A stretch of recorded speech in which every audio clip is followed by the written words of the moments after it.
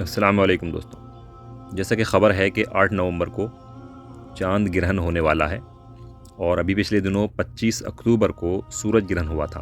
तो जैसा कि आप सभी को मालूम है कि इन दोनों के बारे में यानी चांद ग्रहण और सूरज ग्रहण के बारे में हमारे समाज में, हिंदुस्तान पाकिस्तान में बहुत ज़्यादा ऐसी बातें फैली हुई होती हैं जो कि सिर्फ़ अंधविश्वास होते हैं कि इन दिनों में ये नहीं करना चाहिए या ये करना चाहिए, ऐसा करोगे तो ये हो जाएगा। और जो हामिला औरतें होती हैं, गर्भवती महिलाएं, उनके बारे में बहुत सारी गलतफहमियाँ कुछ फैली हुई होती हैं। तो इन सब का ताल्लुक़ सिर्फ़ अंधविश्वास से है। तो क्या कभी आपने ये जानने की कोशिश की कि इस्लाम इसके बारे में क्या कहता है? तो इसको देखने के लिए बहुत सारी रिवायतें हदीस की किताबों में आई हैं। तो एक रिवायत इसी तरह से है जो बुखारी शरीफ में है, जिसका नंबर है 1060। तो असल में ऐसा था कि उस ज़माने में ये मान्यता थी, लोगों में ये बात उनके दिमागों में थी कि जब कोई बड़ी शख्सियत फ़ौत होती है, कोई बादशाह वग़ैरह या कोई इस तरह के लोग होते हैं, बड़े बड़े जो लोग होते हैं समाज के, वो अगर उनकी वफ़ात होती है तो तब सूरज या चाँद को ग्रहण लगता है। तो इत्तेफाक से ऐसा हुआ कि रसूलुल्लाह सल्लल्लाहु अलैहि वसल्लम के एक साहबज़ादे हज़रत इब्राहीम, जो कि छोटी उम्र में ही अल्लाह को प्यारे हो गए थे, तो जिस दिन उनकी वफ़ात हुई उस दिन सूरज ग्रहण हुआ।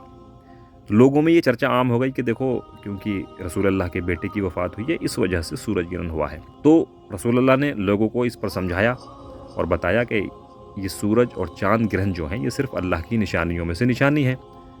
इसका किसी की मौत और हयात से कोई ताल्लुक़ नहीं। लिहाजा जब तुम इनको देखो तो नमाज़ पढ़ो। तो ख़ुद रसूलुल्लाह ने नमाज़ पढ़ी और लोगों से भी पढ़वाई।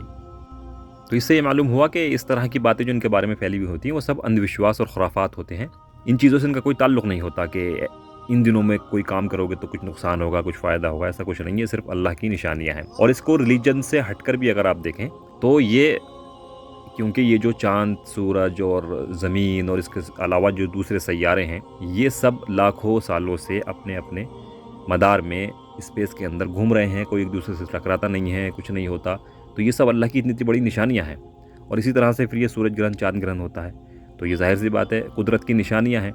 तो एक मोमिन बंदा जब इतनी बड़ी कुदरत की निशानी देखेगा तो वो शुक्रगुज़ारी के तौर पर अल्लाह के आगे सजदे में झुक जाएगा। यही बात रसूलुल्लाह ने बताई। तो ये बात इस तरह से भी बहुत लॉजिकल बात है। तो इसी तरह लोगों को इस मामले में एजुकेट करना चाहिए और अंधविश्वास से बाहर निकलना चाहिए।